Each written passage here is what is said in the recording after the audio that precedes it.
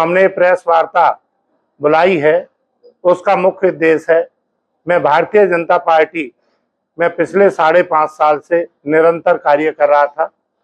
2 विधानसभा के चुनाव इस बीच में पड़े हैं और 2 लोकसभा के, तीनों चुनावों में अब से पहले मैंने भारतीय जनता पार्टी का और मेरे और सभी साथियों ने बड़े अच्छे ढंग से साथ दिया। निरंतर भारतीय जनता पार्टी, जब पिछली बार सन 2019 में मैं भारतीय जनता पार्टी में आया, एक विधायक होते हुए मैंने 8 महीने पहले रिजाइन दिया। उस समय भी मुझे एक आश्वासन दिया था कि आप विधायक से इस्तीफा दें और निश्चित तौर पर हम आपको इलेक्शन लड़ाएंगे 2019 के चुनाव में। लेकिन उसके बाद जब लोकसभा के चुनाव के बाद जब विधानसभा के चुनाव हुए, मेरी टिकट काट दी गई, प्रवीण डागर जी को टिकट दी। उस समय भी मैंने पेशेंस रखा, इलाके के लोगों ने कहा कि कोई बात नहीं, आप प्रवीण डागर जी की मदद करें। उसके बाद फिर दोबारा आज के मुख्यमंत्री नायब सिंह सैनी जी, जिन्होंने 18 जून को मुझे चंडीगढ़ अपने आवास पर बुला करके ये कहा था कि विधायक जी, ऊपर परमात्मा, नीचे और आप और हम आपको इलेक्शन लड़ाएंगे, आप अपनी तैयारी चालू करें, लेकिन जब तक चुनाव घोषित नहीं होते आप किसी को इसके विषय में नहीं बताएंगे। जब चुनाव की डेट हुई तो मैंने अपने बहुत से साथियों को, जब टिकट के लेकर के असमंजस था, मैंने ये सारी चीज बताई। खट्टर साहब ने भी मुझे विश्वास दिलाया और जिस जगह पे मैं बैठा हूं लोकसभा के चुनाव में, इसी जगह पर माननीय कृष्णपाल गुर्जर जी मुझे आश्वासन दे के गए। उस दिन भी मेरे आवास पर 500-600 की संख्या में हथीन क्षेत्र के गणमान्य लोग यहाँ पर विराजमान थे। उनके सामने कहा कि मैं पिछली गलतियों की माफी मांगता हूं, आगे चल करके आपके और आपके किसी भी आदमी के साथ मैं धोखा नहीं दूंगा और अगले जिसका मैं हाथ पकड़ लेता हूं उसको नहीं छोड़ता हूं। इस बात को मैं विश्वास दिलाना चाहता हूं और आगे हम आपके भविष्य को लेकर के चिंता करेंगे और आपको इलेक्शन लड़ाएंगे। लेकिन आज परिस्थिति आपके सामने है। फिर भारतीय जनता पार्टी ने मुझे और मेरे सभी साथियों को और हथीन क्षेत्र की जनता को धोखा दिया है।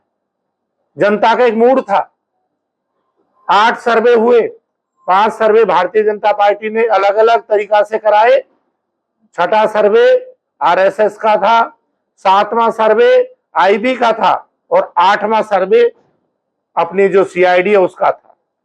8 सर्वे हमारे पक्ष में आए, लेकिन धरातल की आधार पर ना मानते हुए भारतीय जनता पार्टी ने मेरे टिकट को काटा। भारतीय जनता पार्टी चाहती है कोई कमजोर आदमी बने, लेकिन मैं कमजोर हूं, जनता के लिए हूं। मैं कमजोर हूं, जनता के लिए हूं, लेकिन अधिकारियों के लिए और किसी भी पार्टी के कितना भी कोई बड़ा नेता हो, मैं उससे दबने वाला नहीं हूं।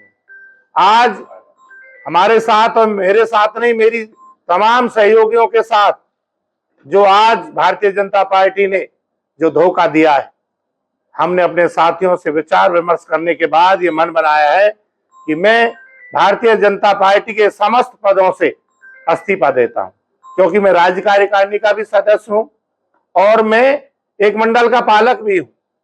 मैं उन पदों से इस्तीफा देता हूं। भारतीय जनता पार्टी से मेरा कोई संबंध नहीं है और अब हम फैसला करते हैं कि प्रेस वार्ता के बाद हम नॉमिनेशन फाइल करेंगे।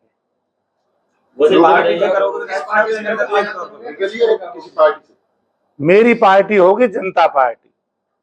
जो हथीन क्षेत्र की जनता है वो मेरा सर्वस्व है। उनके सहयोग से, उनके विश्वास से मैं आगे इस लड़ाई को लड़ूंगा, क्योंकि हथीन क्षेत्र में जितने भी प्रत्याशी मैदान में आ रहे हैं सबको पता है कि आपके हक की लड़ाई कौन लड़ता है। अभी कांग्रेस की टिकट भी मैदान में आने वाली है। हो सकता है शाम तक वो लिस्ट आ जाए, हो सकता है शाम तक वो लिस्ट मैदान में आ जाए।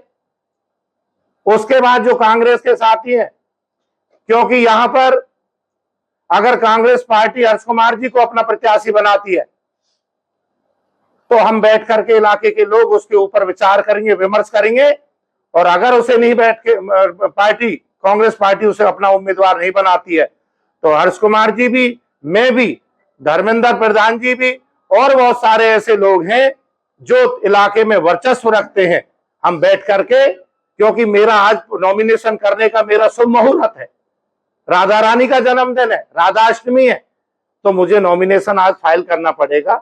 उसके बाद अगर हर्ष कुमार जी की टिकट वहां से कटती है तो हम बैठ करके मंत्रणा करेंगे और वो सब साथी मेरा साथ देंगे। राहुल जी, आपने हर्ष कुमार का नाम लिया, धर्मेंद्र तेवतिया शायद 12 से आपकी बात हुई इस बारे में? मेरी बात हुई है, आज सहरावत पाल की भी पंचायत है और धर्मेंद्र जी से मेरी बात हुई है, हर्ष कुमार जी से मेरी बात हुई है। अगर कांग्रेस पार्टी उन्हें टिकट देती है तो हम उन्हें लड़ाएंगे, और कांग्रेस पार्टी अगर उन्हें टिकट नहीं देती है तो हम बैठ करके, इलाके के गणमान्य लोग भी होंगे और ऐसे और भी प्रभावशाली लोग हैं जो इलेक्शन लड़ना भी जानते हैं, इलेक्शन लड़ाना भी जानते हैं, उन लोगों को हम कल फिर दोबारा शामिल करेंगे और अपने घोषणा करेंगे कि हमारा अगला प्रत्याशी कौन होगा।